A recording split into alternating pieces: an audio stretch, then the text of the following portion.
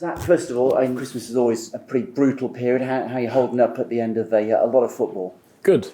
We've had a good week, so we feel refreshed. But it is, like you say, it is a bit of a brutal period, and trying to keep the quality of games up as much as possible is key. And we're not using it as an excuse to sort of shy away from anything. But I felt like we done well in the period, and we're in a good place after it. Yeah, and at a time when any player would be forgiven for being a little bit tired, is a match like this just the carrot you need to get you up and at it? For sure, yeah, for sure. If anybody was feeling like that, this game is gonna put a rocket up them, and they're gonna be ready to go. So it's an exciting game for everybody here, and we're looking forward to it.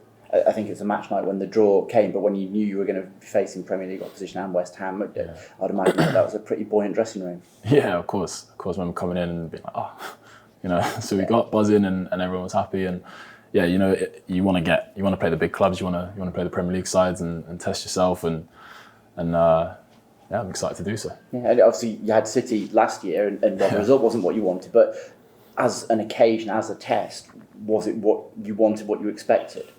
Yeah, cool. I mean, that game was intense, and it was obviously the result wasn't good, but like you say, it was kind of the team, the playing against Premier League opposition and dealing with that, and trying to play against players that are on another level effectively, and you want to test yourself against them, and it was, of course it was, and it was a good occasion for the club. Obviously not the result that we wanted, but hopefully we can have the same with a different result this time. Well, that would be perfect. And talking about occasions, you're certainly going to get plenty of vocal backing on Sunday. And to take 9,000 to a match like that tells you how excited the fans are about it. Absolutely. I mean, the boys have been talking about it today. Actually, we were talking about the 9,000 coming, and it's going to be mad. It's going to be mental, and we're definitely going to be able to hear him. So I can't wait.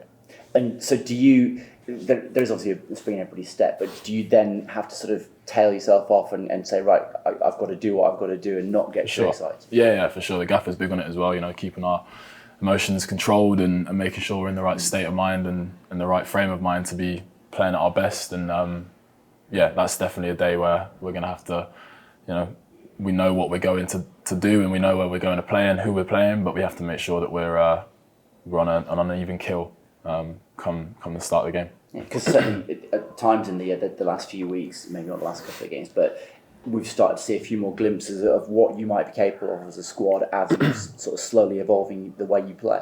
Yeah, absolutely. I mean, the gaffer's come in and it's how he wants to play is not going to happen on overnight. We're going to see dips, we're going to see glimpses of it, like you say, and I think we're as a group, as a team, we're in tune with what he wants, and we're aligned with it, and I think, like you say, there was a period obviously where we got a couple of back-to-back wins that you can really see what we're trying to do, and I think it's great, and I think everybody is on board with that, and like I said, aligned on what the plan is. Yeah, I think fans sort of look at that and think, in a couple of months' time, or however long it takes to have a little bit more training time, this could be pretty special. What's it like within the dressing room? Is there that sense? Yeah, for sure. Like I said, everyone's bought in, everyone's on board, and everyone knows what they need to be doing and what's being asked of us, really. And if we keep performances to a level, I think there were some games earlier on in December where performances were good, but we didn't quite get the result, and we just stick at the performances, and the results will come, and then you get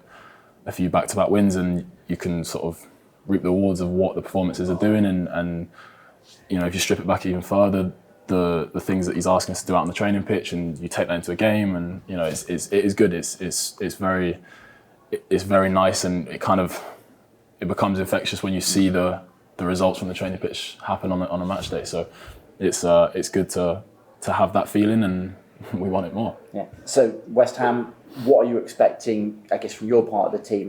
Is it going to be different from a championship game against a team that plays in a similar style?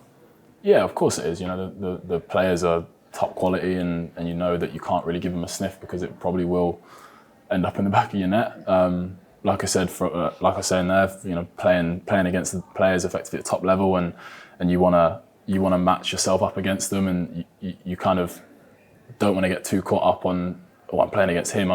You have to just make sure that you're doing your job like you would do on a Saturday against, the following week when we play against Preston, it will be the same, and we have to go into every game with that same mindset. So as much as it is playing against players that obviously are top quality, we have to try and make sure that we can implement ourselves as well and allow ourselves to have some kind of footprint on the game. Good luck. Cheers, thank you. On a more sort of specific level, and I appreciate there's lots of good players in the Championship who are of the Premier League level, but what are the biggest differences when you're playing Premier League players for you as a defender? For me, playing against take Man City, for example, last year, playing against like Alvarez and De Bruyne and stuff, there's a steps ahead. They know the plan, they know they've obviously been given the game plan as well, and the thought process behind what they're doing is rapid, and we have to try and get our thought process to that level, and we have to make sure that we're trying to match that as much as possible.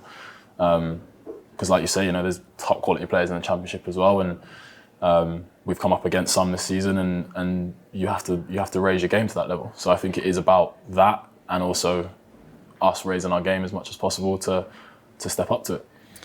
Is that something you as an individual, as a team, feel you can do? Because it does sometimes, and it certainly felt like this in the last month, 6 weeks, time Liam's been at the club, you've kind of played better against the better teams. I know it's a really simplistic way of looking at it, but do you feel that's happening, or that has happened? Yeah, I think everybody's up for the challenge. I think if you look at it that way, where if you see West Ham obviously is going to be a tough challenge for us, and I think we've got a group of lads that are right up for that challenge, and we want to make sure that we are putting our best account forward, and we are going to step up to that, And I think when you play against teams like this, and you have to step up, otherwise you'll go under pretty badly. So I think that's the main thing, making sure that you're right up for the challenge and stepping up, and I think we've got the boys to do that. Do you consider yourself a Londoner? I've not been asked that point blank, but I had my childhood in London, so I've done most of my growing up over here now. But yeah, obviously I had my childhood in London. That's the best answer I can give you. I'll be real. Because obviously West Ham are a London club. They are. If you think about sort of Arsenal, Chelsea have almost gone sort of global clubs. West Ham have very much remained a real London club. I just wondered, growing up, if they existed in your world in any capacity. Not really, in terms of the chance to play there or anything like that. I don't really know where you are. Or just like supporters, lads you went to school. Oh no, not really. none of sort of my friends back then were.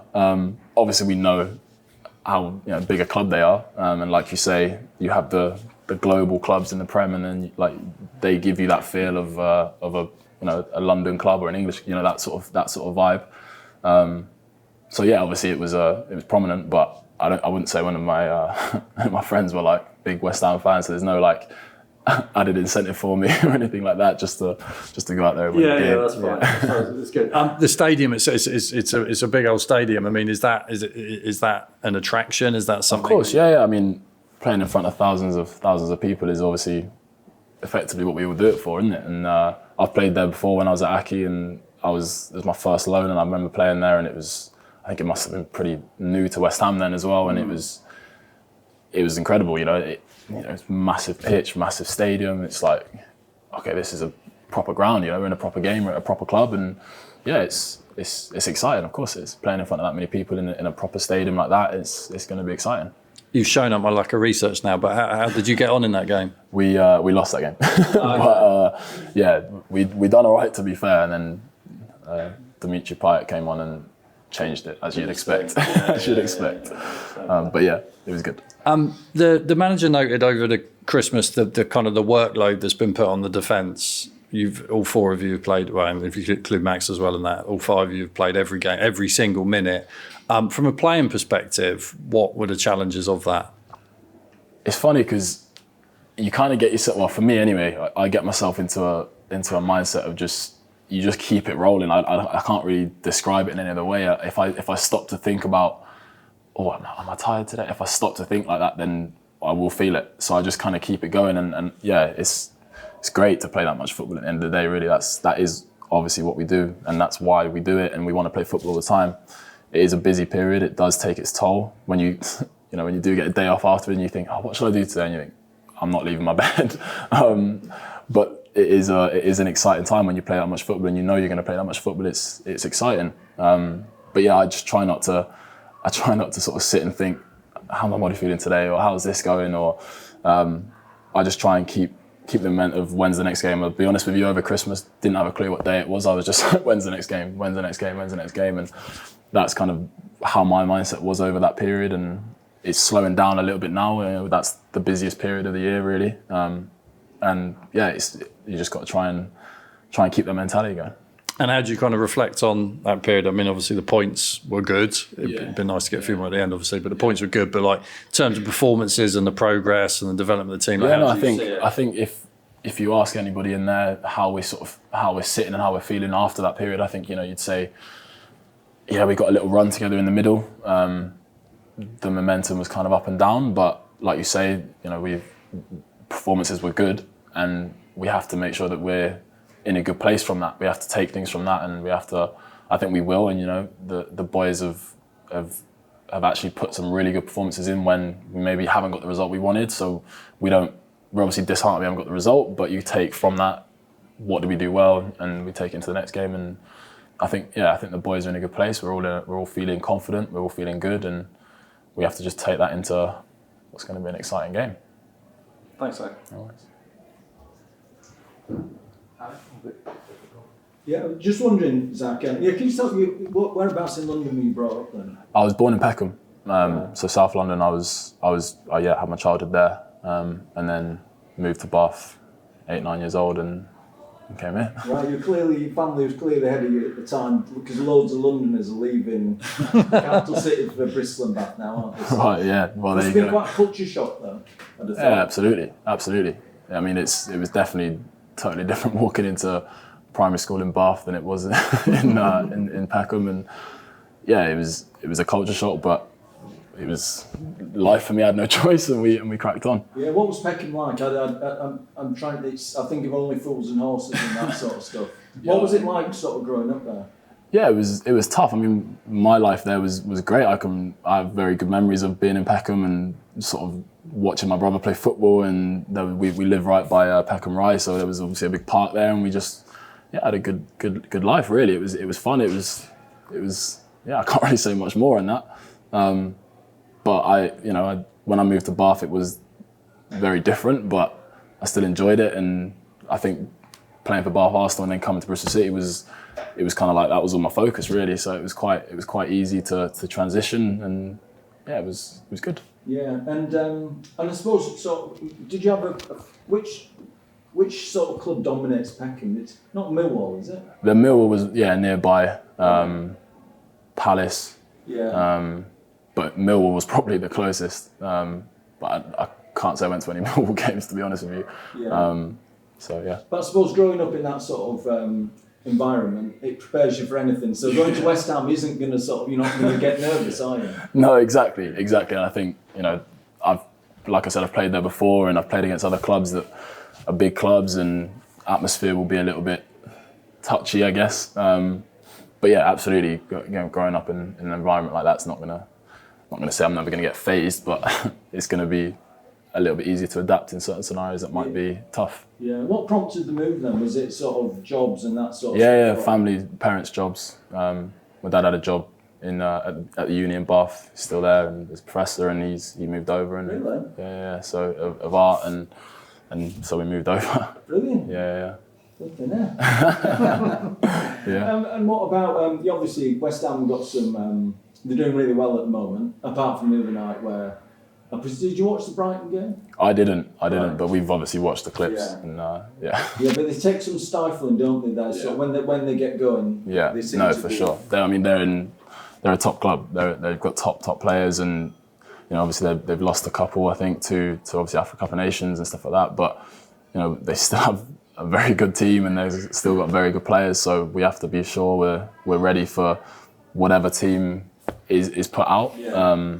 And that's the hard thing, in these sort of cup games, I guess, when we are playing against a team that's better, you don't know 100% what's going to happen, who they're going to put out, are they going to go strong, are they not? Like, we don't know, we have to be prepared for anything. Yeah. And we have to prepare as if we're playing against a full-strength West Ham team, and that's what we've done up there, and that's what we're take into the game. Yeah, who do you think you'll be up against? Well, if they go full strength, then it could be Jared Bowen or Paqueta or whoever. It could be anybody. So we're going to hopefully be ready for any of it and enjoy it when it comes. Yeah, great, excellent. Just one from me, Zach. You mentioned it was a buoyant dressing room and you found out the draw for that match. Have you allowed yourself to dream? Obviously, your last experience there, a loss, a win this time. Yeah, hopefully that's the aim of the game. We want to go there and, like I said earlier on, we want to have some sort of a footprint on the game and make sure that we're taking what we have done in our performances so far in the league into this game. And of course, no. If you ask anyone out there, they're going in thinking we're going to lose, you're going to get a very resounding no. So, it's we want to make sure that we're going there and we want to win the game. That's the bottom line. And this competition, obviously, it's got history. There's 9,000 City fans going, hoping that it could be an upset. What do you want to say to them? Be ready. Let's go. That's it. Really, we're going to be ready. So we want to hear you guys, and we will hear you guys, and it's going to be a good day.